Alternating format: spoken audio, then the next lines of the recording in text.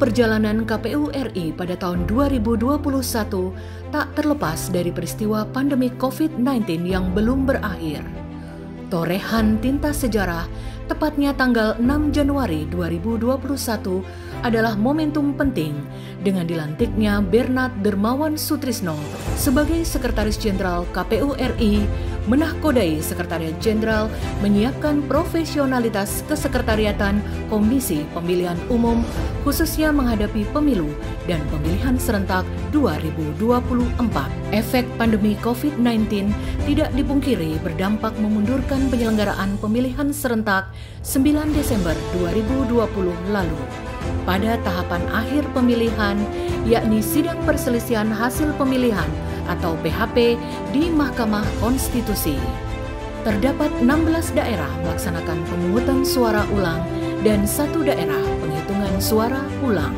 KPU bekerja sama dengan Kementerian Kesehatan dalam penanggulangan pandemi COVID-19, Kementerian Koperasi dan UKM dalam dukungan pemulihan ekonomi nasional, Badan Siber dan Sandi Negara terkait perlindungan informasi dan transaksi elektronik, dan Maskapai Garuda Indonesia tentang dukungan logistik guna menghadapi tahapan pemilu dan pemilihan serentak 2024, dan berbagai pemangku kepentingan lainnya.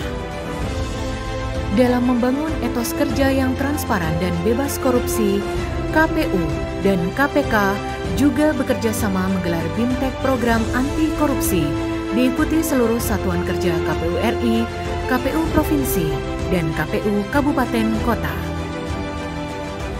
Sebagai wujud transparansi, KPU juga memberikan pelayanan informasi bagi masyarakat melalui Pejabat Pengelola Informasi dan Dokumentasi atau PPID yang saat ini sudah dapat diakses melalui ponsel atau website PPID KPU seluruh Indonesia.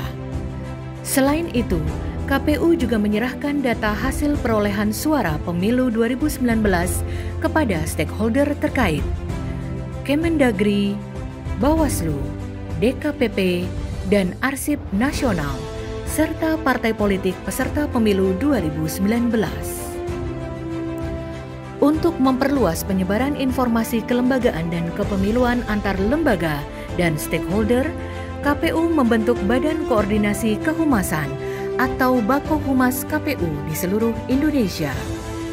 Dalam menghadapi tahapan pemilu dan pemilihan serentak 2024, KPU RI juga rutin melakukan rapat dengar pendapat bersama DPR RI dan pemerintah sepanjang tahun 2021.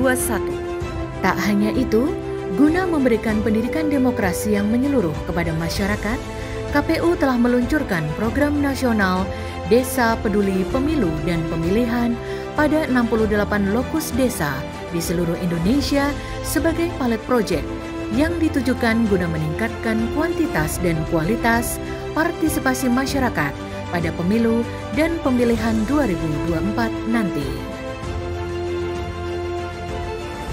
KPU juga telah merancang roadmap tahapan pengembangan dan penerapan teknologi informasi mulai tahun 2021 sampai 2024, serta melakukan evaluasi pemilu 2019 dengan mendesain ulang surat suara dan formulir yang disederhanakan untuk mendapat masukan dari berbagai pihak atau stakeholder dalam memudahkan para pemilih di pemilu 2024 nanti.